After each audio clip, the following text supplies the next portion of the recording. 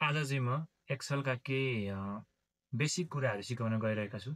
Basic फिचरहरूको बारेमा अलिकति जानकारी दिन गइरहेको छु। यो मसँग भएको एक्सेल चाहिँ एक्सेल 365 को पाइलट रहेको छ हैन। यो चाहिँ अब एक्सेलको अहिलेको माइक्रोसफ्टको जुन लेटेस्ट भर्जन अन्तर्गत पर्दछ। तपाईहरुसँग भएको एक्सेल अथवा अलिकति पुरानो पनि हुनसक्छ, जुन तपाईहरुसँग भएको माइक्रोसफ्ट अलिक पुरानो पनि हुनसक्छ। तर त्यस्तो केही समस्या भने हुँदैन। अलिअलि चेन्जेसहरू छन् अहिलेको लेटेस्ट भर्जनमा। जस्तै फर्मुलाहरू यो माथिको यो लेआउटहरू अलिअलि फरक हुनसक्छ। र यो अहिलेको 365 भनेको चाहिँ एआईसँग पनि लिङ्क भएकोले कामहरू गर्न सजिलो बनाइदिएको छ। त्यही पनि अब हामीलाई मेन चाहिने कुराहरू चाहिँ सेम नै रहेको छ। र अब यहाँ हामीले जान्नै पर्ने एक्सेलको बिगिनर्सहरूले धेरै कुराहरू थाहा हुन्छ। त्यही पनि अब बिगिनर्सहरूलाई जसले एक्सेलको बारेमा केही थाहा छैन, जिरो नलेज छ भने उनीहरूको लागि भिडियो एकदम इम्पोर्टेन्ट पनि हुनसक्छ। ल सुरु गरौँ। जस्तै यहाँ हामीले एक्सेल खोल्ने बित्तिकै हामीले एउटा यस्तो इन्टरफेस देख्छौँ एक्सेलको। धेरै नबुझ्नेलाई यो के हो हुन्छ, बक्सै बक्सा एबिसिडी 1 2 3 4 हैन। अब यो के हो र यहाँ हामीले कसरी काम गर्ने भन्ने कुराहरू चाहिँ सबैभन्दा सुरुमा हामीले यसको लेआउट सम्बन्धी जान्नुपर्ने हुन्छ। यो के हुन्, यी फिचर्सहरू के हुन्, यो फाइल होम लेखेको के हो, यो क्लिपबोर्ड फन्ट लेखेको के हो, यो कुराहरू हामीले जान्नुपर्ने हुन्छ। हामीले डाटा इन्ट्री गर्दै जाँदाखेरि चाहिने कुराहरू पनि यिनीहरूबाटै हो क्या। डाटा इन्ट्री गर्दा के कुरा चाहिन्छ त्यो यिनीहरूबाटै निक्लिने हो नि। यो क्लिपबोर्ड फन्ट, नम्बर, स्टाइल, सेलहरूबाट निक्लिने हो नि। यो फाइल होम इन्सर्ट ड्रहरूबाट आउने कुराहरू हो। बाहिरबाट हामीले अर्थ केही हालेर सफ्टवेयर हालेर यहाँ डाटा इन्ट्री गर्ने होइन। यही कुराहरू खेलाएर नै हामी डाटा इन्ट्री गर्ने, एनालाइज गर्ने, रिजल्ट निकाल्ने विभिन्न कामहरू एक्सेलको जति पनि काम हुन्छन् त्यो यही फङ्सनहरूलाई चलाएर नि के हुन्छ त कामहरू हुन्छ होला। अब एक्सेलको भर्जन अनुसार विभिन्न चेन्जेसहरू होलान्। जस्तै अब यहाँ यत्रो फिचरहरू नहोला अरूमा। यो चाहिँ अब लेटेस्ट भर्जन भयो होइन, 365 भएर चाहिँ यसमा चाहिँ के भयो त माइक्रोसफ्ट 365 भएर चाहिँ यसमा अलिकति के छ त अर्कै खालको इन्टरफेस देखेको छ। तर आत्तिनुपर्ने केही छैन, काम एउटै हो। अलिकति चेन्जेसहरू हुन्छ त्यो म भन्दै जान्छु। र सिक्नु पर्दा सबभन्दा सुरुमा यहाँ के हो भन्दाखेरि यहाँ हेर्दै जाउँ। यो फाइल होम इन्सर्ट र पेज लेआउटहरू छन् नि, यिनीहरूलाई चाहिँ हामी ट्याब भनिन्छ। जस्तै home tab, insert tab, draw tab, page layout tab, formula tab, data tab. यो ट्याबहरू चाहिँ के हुन् त? जस्तै फाइल ट्याब छ। फाइल ट्याबमा चाहिँ हाम्रो के फाइलहरू छन् भन्ने कुराहरू यो ट्याबबाट चाहिँ फाइलमा थिचेर थाहा हुने कुराहरू हो होइन। त्यस पछाडि यहाँनिर इन्सर्ट ट्याब छ, ड्र ट्याब छ। यहाँ चाहिँ हामी अर्को ट्याबमा मुभ गर्नलाई विभिन्न काम गर्दै अर्को ट्याबमा मुभ गर्न सकिन्छ यसरी। र यसरी यहाँ कुन हामीलाई के चाहिएको त्यही अनुसार हामीले यहाँ काम गर्न सकिन्छ। जस्तै होम ट्याबमा चाहिँ यहाँ के दिएको छ भन्दाखेरि क्लिपबोर्ड, फन्ट, नम्बर, स्टाइल यिनीहरू दिएको छ। यसलाई चाहिँ हामीले रिबन भनिन्छ। जस्तै क्लिपबोर्ड एउटा रिबन भयो, फन्ट एउटा रिबन भएन, नम्बर एउटा रिबन भयो, स्टाइल एउटा रिबन भयो। यसलाई चाहिँ के भनियो त रिबन भनियो। जस्तै अब यसलाई हामीले ट्याब भनियो। जस्तै इन्सर्ट ट्याब, ड्र ट्याब। अब कसैले अफिसमा काम गर्दै हुन्छ भने इन्सर्ट ट्याबमा जा भने हामी इन्सर्टमा यहाँ जानु पर्यो। फन्ट रिबनमा जा भने यहाँ जानु पर्यो। त्यो चाहिँ हामीले सम्झिनु पर्यो। जस्तै कहाँ जानु, ड्रमा जानु, पेजमा लाउनु, कन्फ्युज हुने होइन। हामी ट्याबमा डाटा ट्याबमा जा भने यहाँ डाटा ट्याबमा जाने, होम ट्याबमा जा भने होम ट्याबमा जाने। रिबन भनेको के हो भने रिबन भनेको जस्तै के हो त होमभित्रको एउटा ग्रुप भयो, रिबन भयो, क्लिप यो चाहिँ अब यो रिबनभित्र पनि विभिन्न कुराहरू छ। यहाँ थिच्यो भने यहाँनिर विभिन्न कुराहरू देखिन्छ होइन। जस्तै फन्ट त मैले यहाँ थिचेँ भने यहाँनिर विभिन्न यहाँ फन्ट फर्मेट स्टाइलहरू देखिन्छ, विभिन्न कुराहरू देखिन्छ। यहाँनिर यो फन्टको कुराहरू देखियो, फन्ट स्टाइल, साइजहरू देखियो, कुन कलर हाल्ने, कलरको कुराहरू देखियो। यहाँ त्यो कुराहरू चाहिँ यहाँभित्र पनि हुन्छ। हामीले यहाँनिर यो यिनीहरूको ठाउँमा तिनीहरू ल्याएर राख्न पनि मिल्छ। तर हामीलाई यहाँ यिनीहरूले अटोमेटिकल्ली अगाडि दिइसकेको छ। कुन कुराहरू चाहिन्छ अगाडि पनि दिइसकेको छ। आफूलाई चाहिने कुराहरू पछि गएर थप्दै गर्न पनि मिल्छ। त्यसपछि यो रहेको छ हाम्रो, यसलाई यहाँ A1 लेखेको छ। यो भनेको चाहिँ नेम बक्स भनेर भनिन्छ। जस्तै के हो त नेम बक्स भन्दाखेरि त्योभन्दा सुरुमा नेम बक्समा आउनुभन्दा अगाडि म तल गएँ एकैचोटि। यो बक्सा राख्न रहेको छ, यसलाई चाहिँ हामी सेल भनिन्छ। हामीले काम गर्ने पनि बक्सामा हो। यो विभिन्न बक्सा छन्, हामीले काम गर्ने पनि विभिन्न बक्सामा हो। र म जुन ठाउँमा लगाएर बक्सा यहाँ राख्छु त्यही यहाँ लेख्छ।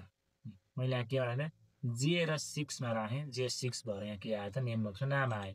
मैले यहाँ जहाँ यो बक्स राख्छु यसले चाहिँ के देखाउँछ त भन्दा ट्र्याक गर्छ क्या। जसले जहाँ छ मेरो यो कर्सर, मैले जहाँ लगाएर यो डाटा इन्ट्री गर्दैछु, कहाँ गएर म काम गर्दैछु, त्यसले त्यहाँ नेम देखाउने काम गर्छ। P12 भन्नेमा छु।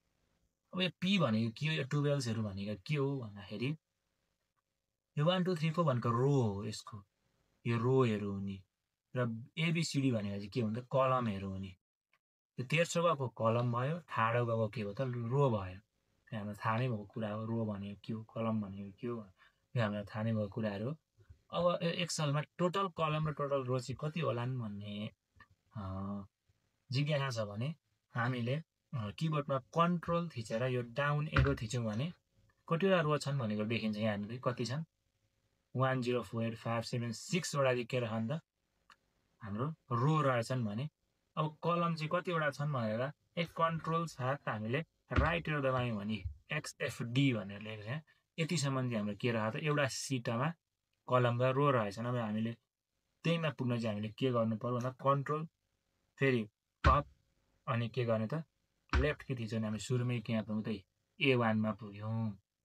हो यसको यो भनेको चाहिँ के हो त सेल भयो, यो उँधो भनेको रो भयो, तेर्सो भनेको के भयो त कलम भयो होइन। अब माथि दिएको यो खाली बक्स के हो भन्दाखेरि यो फर्मुला बार भनिन्छ। जस्तै मैले यहाँ 1 थिचेँ होइन, 12 थिचेँ, जस्तै यहाँ 12 थिचेँ, यहाँ तल गएर 13 थिचेँ भने यहाँ के भयो त जे थिचेँ लेखे पनि त्यहाँ देखाउँछ। टेक्स्ट नै लेखेँ मैले PO लेखेँ भने PO नै देखायो। र यसको काम चाहिँ के हो भन्दा जस्तै मैले यहाँ गएर जस्तै यो दुइटालाई जोड्नु पर्यो भने यहाँ जोडेर देखाउँछु। जस्तै एक्सलमा चाहिँ के हुन्छ भन्दाखेरि जहिले हामीले इक्वल टु दबायौँ भने हाम्रो के हुन्छ फर्मुला स्टार्ट हुन्छ। जहिले पनि एक्सलमा चाहिँ इक्वल टु दबाउने बित्तिकै के हुन्छ त इक्वल टु दबाउने बित्तिकै फर्मुला स्टार्ट हुन्छ। र जोड्नको लागि हामी के गर्छौँ SUM सम थिच्छौँ। अब समको साथमा यहाँ हाम्रो किबोर्डमा ट्याब भन्ने बटन हुन्छ, ट्याबमा थिच्यो भने यसरी फर्मुला स्टार्ट हुन्छ। र के जोड्ने भन्दा हामीले यहाँ 12 जोड्ने। 12 कहाँ छ त यहाँ हेर्नु C1मा छ नि त, यहाँ नेम बक्समा आइरहेछ है 12 केमा छ C1मा छ। हो C1मा भएको नेम बक्समा हेर्नु यहाँ त्यहाँनिर के लेखेको छ त C1 लेख्छ। अब यो 12 र मैले 12 र यो 13 जोड्नु पर्यो। दुईटालाई ड्र्याग गरेर इन्टर हान्ने बित्तिकै 25 आयो। जस्तै यहाँ 12मा क्लिक गर्दा यो 12 देखाउँछ, यहाँ हेर्नु 12 देखायो। 13मा क्लिक गर्दा यहाँ फर्मुलामा 13 देखायो, फर्मुला बारमा 12मा क्लिक गर्दा 12 13 देखायो। तर 25मा क्लिक गर्दा के देखायो त फर्मुला देखायो। फर्मुला बारको काम भनेको चाहिँ फर्मुला देखाउने काम हो। चाहिँ हामीले यहीँ यो 25मा डबल क्लिक गऱ्यौँ भने फर्मुला देखिन्छ। र हामीले तर हामीले यो क्लिक नगरी यहाँ हेर्नु भने यहाँ फर्मुला यहाँ माथि फर्मुला बारमा गरेर देखिन्छ। यहाँ हामीले एडिट गर्न सक्छौँ, फर्मुला थप्न सक्छौँ। पछि यो कुराहरू हामी पछि सिकिहाल्छौँ, अहिले यसमा त्यसरी गरिरहनु पर्दैन। अब त्यस पछाडि अरू कुराहरू भनेपछि यहाँ तल छ एउटा यो भनेको चाहिँ के हो जुम इन जुम आउट। हामीले अब डाटा हेर्नु जुम गऱ्यो भने हामीले के देखिन्छ त्यहाँ यो हाम्रो पेज के हुन्छ त लार्ज हुन्छ। हामीले यसलाई बिचमा 100% पार्यो भने ठिकै यसरी देखाइन्छ। यसलाई सानो बनाउनु मिल्यो भने चाहिँ यसलाई तल हामीले माइनस बनाउन सक्यो। यो यसरी के गर्छ त यो पेज जुम आउट र जुम इन गर्ने कुराहरू जसलाई हामीले के पनि गर्न सकिन्छ। किबोर्डमा हामीले कन्ट्रोलका साथ यो माउसमा भएको स्क्रोललाई यसरी अगाडि पछाडि गऱ्यो भने पनि के हुन्छ जुम इन जुम आउट भएर जान्छ। त्यस्तै अब यहाँनिर हाम्रो अरू के छन् भन्दाखेरि यहाँ सिट देखिएको छ। यो सिट भनेको चाहिँ हामीले जुनमा हामीले काम गर्दैछौँ त्यो सिट भयो, सिट 1। यसलाई हामीले रिनेम पनि गर्न सक्छौँ। जस्तै यहाँ गएर मैले यहाँ रिनेममा गएर यसलाई ABCD लेखेर इन्टर गरेँ भने रिनेम भयो होइन, यसको नाम ABCD भयो। यसलाई चाहिँ हामीले वर्क सिट भन्ने जुन सिटमा हामी काम गरेछौँ अहिले ABCD भन्ने वर्क सिटमा हामी काम गरेछौँ त्यसलाई के भन्यो त सिट भन्यो भने। जस्तै यो प्लस लेखेको आएर हामीले क्लिक गऱ्यौँ भने अर्को सिट आयो। ABCD भने क्लिक अघि हामीले काम गर्दै गरेको। जस्तै यो सिट 1 भनेको चाहिँ के त हामीले अर्को सिट यहाँ प्लस गर्दै गयो भने जति सिट पनि हामीले बनाउन मिल्यो हाम्रो डाटा अनुसार हामीले सिटलाई आवश्यकता अनुसार सिट बढाउँदै जान सकिन्छ। ABCD भन्ने सिटमा थिएँ म, अहिले म सिट 1मा गएँ। र सिटको एउटा के भन्छ ग्रुपलाई चाहिँ हामी के भनिन्छ वर्क बुक भनिन्छ। प्रोपर सबै फाइललाई हामीले वर्क बुक भन्छौँ। र जुन काममा हामी काम गरिरहेको छौँ, जुन सिटमा हामी काम गर्छौँ त्यो सिटलाई चाहिँ हामी के भनिन्छ त वर्क सिट भनेर भनिन्छ। फाइललाई चाहिँ हामीले वर्क बुक भन्यौँ। यो टोटल हाम्रो फाइललाई चाहिँ वर्क बुक भन्यौँ भने यो चाहिँ हाम्रो एउटा इन्डिभिजुअल चाहिँ के भयो त वर्क सिट भयो। जस्तै ABCD भन्ने सिटमा म काम गर्दैछु, त्यसपछि वर्क सिट 1मा काम गर्छु, सिट 2मा काम गर्छु, सिट 3मा काम गर्छु। हामीले रिनेम गर्न सक्यो।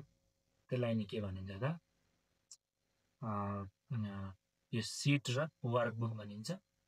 जस्तै विभिन्न यहाँनिर माथि इन्सर्ट, ड्र, पेज लाउ, यहाँभन्दा माथि यो जुन दिएको छ यो यहाँ विभिन्न हामीलाई दिएको छ अरू कुराहरू पनि अटो सेभ, यहाँ एरोहरू विभिन्न दिएको छ। यो भनेको चाहिँ हाम्रो रिडु, अन्डु हामीले सुनेकै कुराहरू हो। यहाँनिर हामीले यो थिच्यौँ भने हाम्रो रिडु हुन्छ, अन्डु हुन्छ। यहाँ अब यो भनेको चाहिँ के भने क्विक एक्सेस टुलबार भनेर भनिन्छ यहाँ माथिकोलाई चाहिँ। त्यो भनेको के भन्दाखेरि हामीलाई काम गर्दै गर्दा कोही कुरा छिटो चाहियो भने हामीले यहीँबाट भेटाउन सकिन्छ। कुनै कुनै भर्जनमा यो नहुन पनि सक्छ र अहिले लेटेस्ट भर्जन हामी तपाईँलाई चाहिँ म के भन्छु भन्दाखेरि अब एकसाल सिक्दै हुँदा लेटेस्ट भर्जनमै सिक्दैन हाम्रो, किनभने अहिले एआईको जमाना आइसक्यो होइन। एआईको जमानामा एआईकै भर्जनमा सिक्दा राम्रो, पुरानो भर्जनभन्दा नयाँ भर्जनमा अपग्रेड हुन राम्रो। जस्तै यहाँ हामीले यो सानो यो ड्रप डाउन थिच्यौँ भने यहाँनिर विभिन्न हामीले यहाँ देख्छौँ जुन हामीलाई चाहिएको त्यही यहाँ हामीले म्यानेज गर्न सक्छौँ। र एक्सलको चाहिँ बेसिक कुराहरू यही भएका छन् होइन। यहाँनिर विभिन्न बोल्ड गर्ने, इटालिक गर्ने कुराहरू छ फन्टमा।